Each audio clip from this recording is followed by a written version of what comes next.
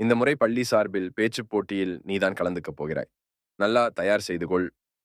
உத்தரவிட்ட தமிழாசிரியரை பயத்துடன் பார்த்தபடி, ஐயா, அடுத்த முறை கலந்துக்கிறேனே என்றான் சீனு. பெயர் பட்டியலை இறுதி செய்து அனுப்பிட்டேன். நிச்சயம் நீதான் போட்டியில் பேசப் போகிறாய். இதில் எந்த மாற்றமும் இல்லை.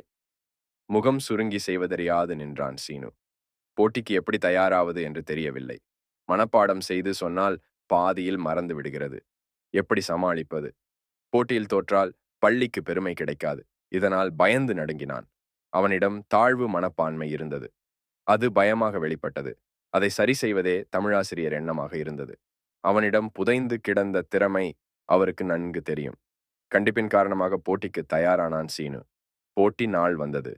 திடீரென தலைவலியும் காய்ச்சலும் வந்தது போல் தோன்ற தமிழாசிரியரிடம் ஓடினான் சீனு.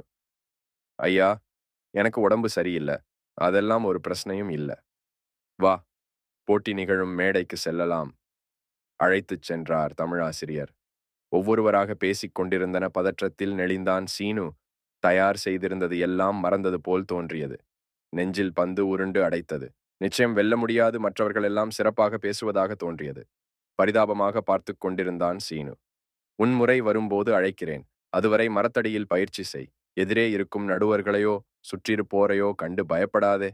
பயிற்சி செய்ததை தைரியமாக மேடையில் பேசு, ஊக்கப்படுத்தினார் தமிழாசிரியர். சிறு நம்பிக்கையுடன் பயிற்சி எடுத்திருந்ததை மீண்டும் சொல்லி பார்த்தான்.